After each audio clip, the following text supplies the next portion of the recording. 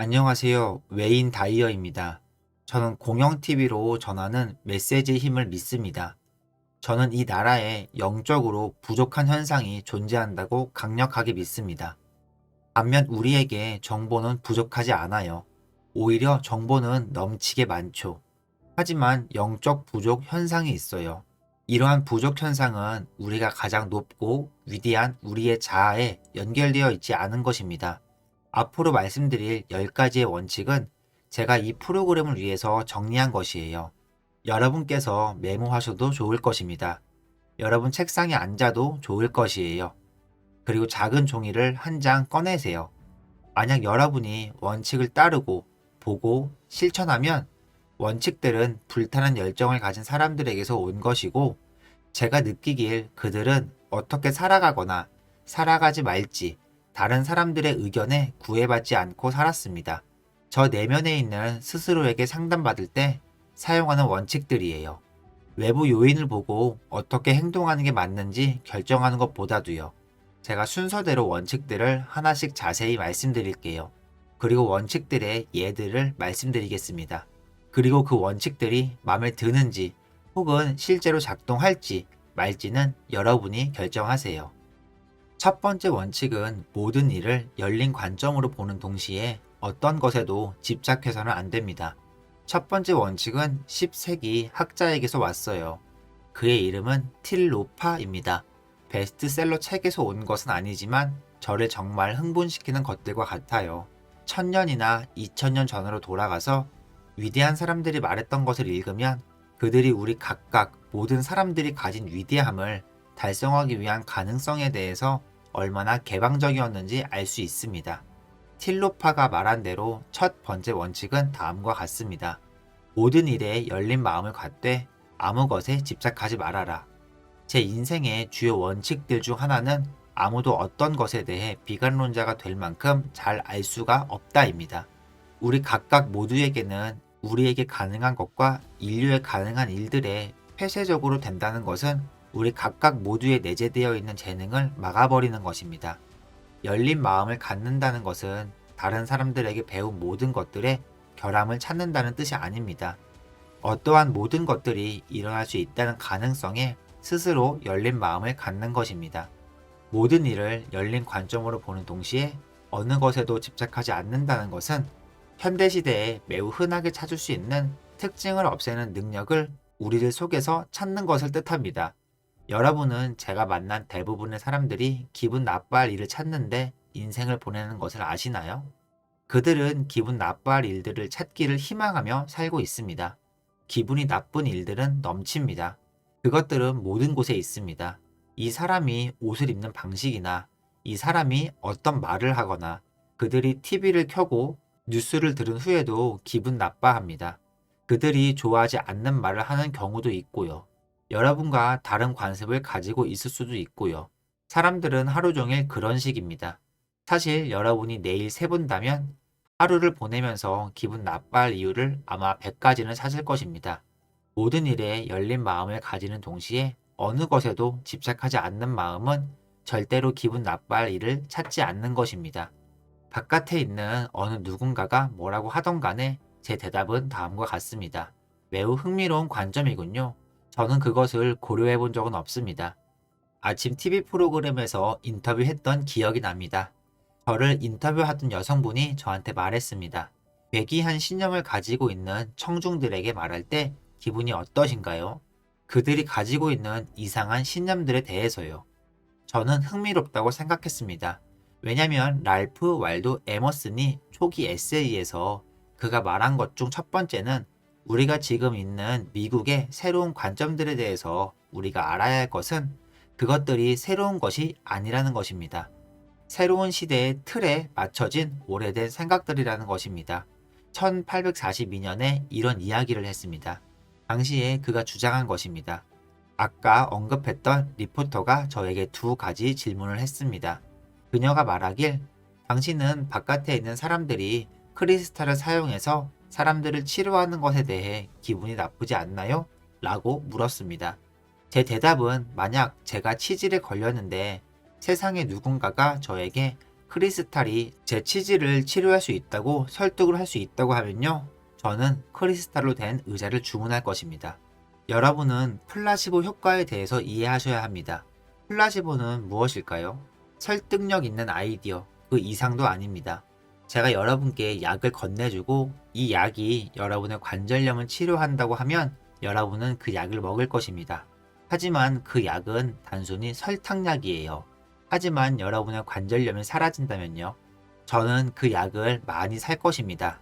그 약을 어디서 구할 수 있을까요? 플라시보 효과는 모든 것에 다 적용이 가능합니다. 여러분이 우리가 즐기는 모든 것들과 우리의 인생이 어떤지 생각해 보시면 이해하실 거예요. 우리가 이뤄낸 진보들을 가능하게 한 것은 열린 마음을 가진 사람들에 의해서 가능했었습니다. 만약 여러분이 여태까지 해온 방식으로 일 처리를 한다면 진보는 불가능합니다. 하지만 틸로파가 말한 다른 글귀도 중요하죠. 어디에도 집착하지 말아라. 어디에도 집착하지 말아라. 집착의 진정한 의미는 스스로를 속이는 것이 아니에요. 만약 내가 어떤 것을 가지지 못하거나 어떤 것을 못한다면 본인이 멈춰버린다고 생각하는 것이에요. 대부분 우리가 인연과의 관계에서 그렇듯이 왜 우리가 원하는 만큼 성공적이지 않는지를 본다면 우리가 집착하기 때문이에요. 이 사람이 내 기분을 나쁜 방식으로 행동한다면 내가 행복하지 않을 것이라고 우리 스스로에게 말하는 것입니다. 내 행복과 성취감을 내가 사랑하는 사람들이 내 생각에 그들이 어떻게 행동해야 한다고 믿는 것에 의존하게 만드는 것입니다. 집착하지 않는다는 것은 피해자가 된다는 뜻이 아닙니다. 제 인생을 충만하고 행복하게 만들 수 있다는 것을 스스로 아는 것입니다. 모든 것에 열린 자세를 가지고 집착하지 않는 마음으로요. 세 번째 원칙은 제가 가장 좋아하는 것입니다. 정당화될 수 있는 분노는 없다. 많은 사람들이 이해하기 매우 어려운 원칙입니다. 하지만 제가 강력하게 믿고 있는 원칙이죠. 하루는 마약 중독자들과 알코올 중독자들의 그룹 미팅이 있었습니다. 저는 이들의 스폰서였고 이 그룹을 이끌고 있었습니다. 벽 쪽에는 이 그룹에는 정당화된 분노는 없다 라고 적혀 있었죠. 그날 밤 제가 이 그룹의 한 말은 어떤 사람이 여러분에게 뭐라고 하던 간에 어떤 형태의 분노가 여러분을 향해 놓여지던 간에 여러분 인생에 많은 경멸심과 직면하던 간에 정당화될 수 있는 분노는 없다 라고 말했습니다. 저는 여러분 마음속과 인생을 살면서 분노를 느낄 만큼 정당화할 권리가 있다고 생각되는 모든 것들을 이야기합니다. 저는 여러분에게 이러한 분노는 항상 여러분에게 해를 끼칠 것이고 절망을 안겨줄 것이라고 주장합니다. 저는 아무도 뱀에 물린 것만으로는 죽는 경우는 없다고 얘기합니다. 뱀에 물린 것만으로는 여러분은 절대 죽지 않아요. 만약 물리게 된다면 그 물린 후에 여러분의 몸 속으로 들어오게 되는 독이 여러분을 망치게 되는 것입니다. 물리는 게 아니라 그 뒤에 들어온 독이 말이죠. 자, 그러면 여러분 인생 속에 있는 그 분노들에 대해서 살펴볼까요? 저는 여러분께 제안하고 싶습니다. 여러분 인생의 어떠한 역경에 대해서 남 탓하는 것을 멈춰야 해요. 당신 인생에서 어떤 어려운 상황에 놓여 있다면 당신 인생에서 재무적으로 충분히 안정적이지 않거나 당신의 아이들이 당신과 잘 어울리지 않거나 당신을 동네에서 내쫓기 위해 당신의 이웃들이 청원서를 쓰거나 당신 인생에서 발생하고 있는 어떠한 어려움에 대해서 말하는 겁니다. 이 위대한 국가나 전 세계 모든 사람들이 겪고 있는 이러한 어려움에 대해서 당신은 다음과 같이 말할 수 있을 것입니다. 내가 내린 선택들에 의해서 현재 이 상태에 있다고 말이죠. 저는 그렇게 말할 수 있습니다. 비록 매우 어렵고 우리는 실제로 여러분의 실수가 아닌 것을 알고 있습니다. 바깥 세상에 정말 나쁜 사람들이 있다는 것을 우리는 알고 있죠. 하지만 남 탓하지 않겠다고 당신은 이제 말할 수 있습니다. 이것이 세 번째 원칙의 첫 번째 단계입니다. 이 단계가 정당화될 수 있는 분노는 없다를 이해하는 것입니다. 제가 인생의 문제에 대한 영적 해법이라는 책에 쓴 글귀로부터 온 내용입니다. 2000년 전 파탈잘리에 의해 쓰여진 책을 읽었습니다. 파탄잘리의 경구들을 모아둔 요가 수트라라는 책인데요. 수트라 중 하나이자 경구 중 하나입니다. 이 위대한 사람이 관찰한 내용 중 하나인데 거의 2000년 전이에요. 그가 말하길 만약 당신이 다른 사람들에 대해 해를 끼칠 생각을 멈춘다면 모든 살아있는 생물들은 당신에게 적대감을 느끼지 않을 것입니다. 자, 이는 남 탓하는 것을 뜻합니다. 매우 간단하죠. 남을 탓하지 마세요. 내가 지금 놓인 상황에 대해서 다른 사람들에게 책임을 씌우지 않겠다고요. 왜냐하면 나는 어려움을 해결할 기회가 있기 때문입니다. 만약 다른 사람들이 어려움의 원인이라고 생각한다면 다른 사람이 바뀌기를 기다려야 합니다. 그렇게 된다면 어려움을 없애기 위해서 평생 동안 기다려야 할지도 몰라요. 하지만 스스로 현 상황에 대해서 책임진다고 한다면 툭툭 털어버리고 나아가는 것을 포함해서 무엇인가를 할 수 있습니다. 가장 중요한 일일 수도 있습니다. 경멸심에 대해서 사랑을 보내는 행위를 말하는 것입니다. 여러분은 문자 그대로 내 인생에 어떠한 일이 있더라도 타인에 대해서 해를 끼칠 생각을 멈추기로 굳건히 했다고 하는 것입니다. 내 인생에 어떠한 일이 발생하더라도 노력할 것이라고요. 본인에게 우러나오게 하고 싶은 것은 다름 아닌 사랑입니다. 그것이 더 숭고한 에너지이기 때문입니다. 만약 여러분이 이 단계에 도달한다면 모든 살아있는 생물은 당신에게 적대감을 느끼지 않을 것이라고 파탄잘리가 말했습니다. 저는 작은 딸이 있어요. 소중한 작은 여자아이죠. 저에게는 6명의 소중한 딸들과 2명의 소중한 아들이 있어요. 그중 12살에 가까운 어린 딸이 있죠. 그녀는 제 인생에서 만나본 누구보다 동물을 사랑합니다. 제 말은 즉슨 그녀의 인생은 동물들을 중심으로 흘러가요. 우리가 숲을 걸을 때에도 나비들은 저를 피하고 주위 사람들로부터 날아 도망가는데 그녀의 팔 위에 와서 앉더군요. 항상 일어나는 일이에요. 모든 생물들이 그러죠. 그녀는 어떠한 살아있는 것들을 해칠 생각을 하지 않기 때문이에요. 파탄잘리가 우리에게 말하길 증오감에 사랑을 보낼 수 있는 사람들에게 모든 생물은 공포, 적대감, 분노를 느끼지 않는다고 했어요. 이는 제가 말하는 정당화된 분노를 느낄 수 없다는 의미입니다. 여러분이 할 것은 사랑을 보내기만 하면 됩니다. 사랑만이 여러분 마음속에 있는 것이고 이가 위대한 영적 스승들의 메시지입니다. 위대한 영적 스승들이 전하는 말씀의 본질입니다. 다음 4번째 원칙은 이렇습니다. 당신 마음속에 음악을 연주하지 않은 채 죽지 마세요. 여러분들 마음속에 어떤 음악이 연주되고 있습니다. 여러분들 모두 위대한 목표가 있어요. 이 우주에는 우연히 일어나는 것이 없습니다. 우리는 이 세상에 목표를 가지고 태어나죠. 모든 것과 모든 사람들의 부분인 어떤 존재가 있고 우리 모두 그것에 연결되어 있습니다. 많은 사람들이 그 음악을 듣고 행진하기 두려워해요. 이걸 듣고 있는 당신이 쓰고 싶어 하던 책이 있는 것을 알아요. 당신이 작곡하고 싶어 하는 곡이 있는 것도 알아요. 당신이 어디선가 부르고 싶어 하는 노래가 있는 것도 알고 있습니다. 자기가 살고 있던 지역에서 말을 키우고 농사를 하고 싶어 하는 것도 알아요. 아이스크림 가게를 차리고 싶어 했을 수도 있습니다. 당신의 꿈이 무엇인지 다른 사람은 모릅니다. 어쩌면 당신은 여행을 하면서 세계를 보고 싶어 할 수도 있어요. 어쩌면 당신은 누군가와 친분을 맺고 싶어 하지만 두려워하고 있을 수도 있습니다. 하지만 마음속으로 당신은 옳은 것임을 알고 있어요. 우리 모두 그 어떤 것을 느낍니다. 레프 톨스토이의 유명한 소설 이반 일리치의 죽음에서 그는 저로서의 끔찍한 질문을 던집니다.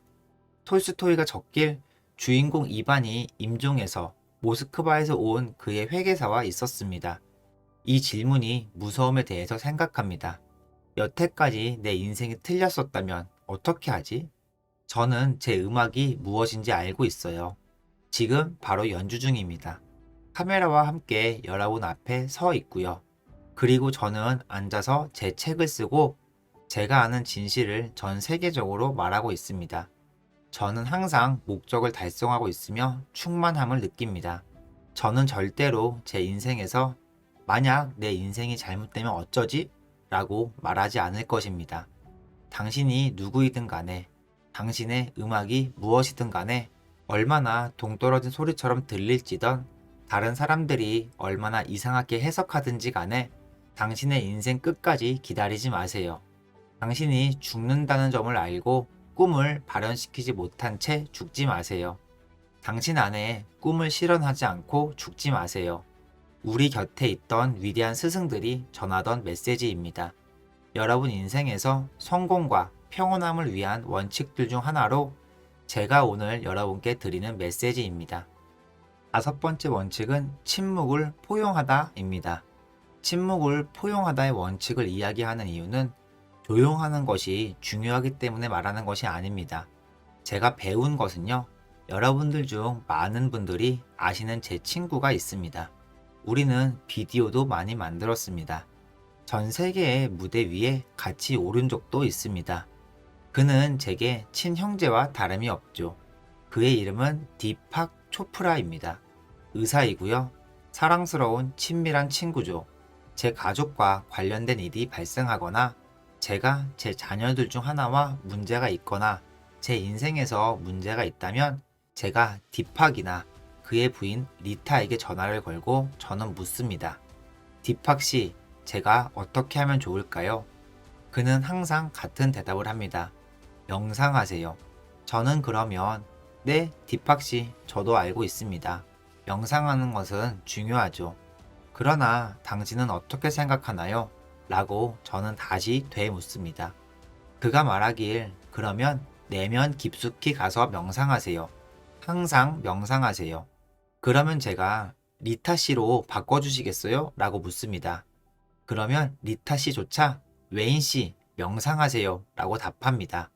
저는 명상하면서 많은 것을 배웠습니다. 하지만 제가 명상하면서 침묵하고 평온해지면서 가장 많이 배운 것은 이 세상에는 유일무이한 존재가 하나 있다는 것이고 그것을 여러분이 어떻게 부르는 것은 상관없습니다. 여러분은 영혼, 정신, 신 등으로 부를 수 있어요. 루이지라고 명칭할 수도 있고요. 여러분이 원하는 대로 부를 수 있습니다. 앨런 와츠가 말한 것처럼 당신은 물이라는 단어 때문에 젖을 수는 없습니다. 라고 얘기했어요. 우리는 명칭에 따라 본질을 바꿀 수 있는 것이 아니에요. 모든 것은 관통하고 일어나도록 하는 이 하나의 역량과 힘은 나눌 수가 없습니다. 이를 반으로 나눌 수 없어요. 몇 개로도 나눌 수가 없죠. 단 하나입니다. 하나 있는 것을 아는 것이 중요합니다. 여러분 인생에서 아는 대부분의 것들은 나눌 수가 있죠. 남자, 여자, 어리거나 늙거나, 키가 작거나 크거나, 검은색, 흰색, 좋고 나쁘고, 위, 아래. 이런 것들은 모두 이분법에 적용되죠. 우리 인생에서 존재하는 것들을 나눠서 구분하는 방법입니다. 우리가 살고 있는 물리적인 세계는 이런 이분법적인 사고에 빠져 있습니다. 뉴욕 세인트 존스 대학교에서 수업을 가르친 적이 있습니다. 이 원칙을 가르치고자 했을 때 제 학생들에게 말하곤 했습니다. 이 수업에 오는 그 누구던 N극만 있는 자석을 가져오는 학생은 이 수업에서 너에게 A를 주겠다 라고요. 다른 수업을 출석하지 않아도 괜찮다. 학생들이 그 자석을 가늘게 자르던 간에 자석에는 항상 N극과 S극이 있습니다. 물리적인 세상은 이분법으로 구성되어 있기 때문입니다. 하지만 우리는 이런 이분법을 통합시키는 것을 배워야 합니다. 이분법을 하나로 통합시키는 작업, 침묵 혹은 명상이 우리를 위해서 할 수 있는 것입니다. 침묵을 수용하는 이유가 이 때문에 강력합니다. 당신이 침묵을 반으로 몇 번이나 나누던 간에 0을 나누는 것과 같습니다. 항상 침묵만 있을 뿐입니다. 선불교에서는 호랑이를 가두는 것은 막대기 사이의 공간이라고 합니다. 음악을 만드는 것은 음표 사이의 침묵입니다. 제 입 밖에서 나오는 단어들은 침묵을 뚫고 나오는 것입니다. 침묵을 발견하고 이를 포용한다는 것은 나눌 수 없는 여러분 내면의 세계로 간다는 것입니다. 여러분이 근원이나 신이나 정신을 나눌 수 없는 것과 비슷합니다. 여러분은 이를 나눌 순 없습니다. 하나만 있습니다. 여러분의 침묵으로 들어가서 명상을 실천할 때 명상을 여러분 인생의 부분으로 시작하고 침묵을 받아들이면 여러분의 내면을 발견할 것입니다.